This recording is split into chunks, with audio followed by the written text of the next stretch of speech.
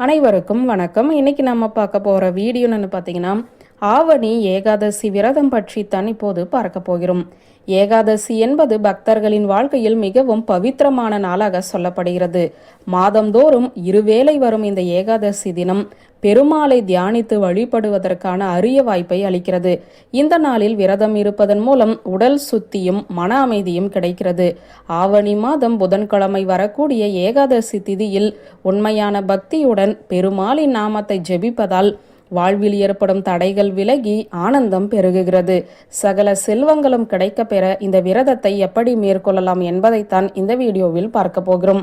ஏகாதசி நாளில் அதிகாலை முதலே அரிசி உணவை தவிர்த்து எளிய உபவாசத்தை மேற்கொள்வது சிறந்தது. அந்த நாளில் காலை மாலை இரு வேளைகளிலுமே விஷ்ணு சகஸ்ர நாமம் அல்லது பகவத்கீதை பாராயணம் செய்வது மிகுந்த புண்ணியத்தை அளிக்கிறது. ஓம் நமோ நாராயண என்ற சக்தி வாய்ந்த மந்திரத்தை தியானத்துடன் ஜபிப்பதனால் மனதிற்கு ஒருமைப்பாடு ஏற்பட்டு ஆன்மீக முன்னேற்றம் ஏற்படும். அந்த நாளில் செய்யப்படும் தானங்களுக்குமே தனிப்பட்ட முக்கியத்துவம் உண்டு. பசித்தவர்களுக்கு உணவு அளிப்பதும் தானங்கள் செய்வதும் தேவை உடையவர்களுக்கு துணையாக இருப்பதும் எளியவர்களுக்கு அன்பு கொடுப்பதும் பெருமாளின் அருளை பெற செய்யும்.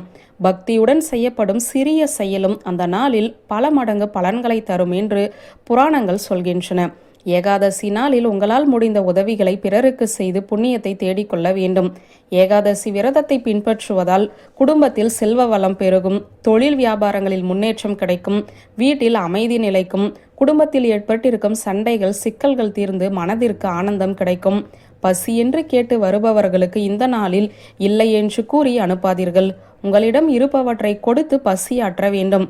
மாதந்தோறும் வரக்கூடிய ஏகாதசி நாளில் பெருமாளை காலை மாலை 2 வேளைகளிலுமே பூஜையில் நிறுத்தி தீபங்கள் ஏற்றி வைத்து துளசி தீர்த்தம் படைத்து உங்களால் முடிந்த நெய்வேத்தியம் செய்து அல்லது கற்கண்டு வைத்து மனதார பிரார்த்தனை செய்து வழிபட வேண்டும்.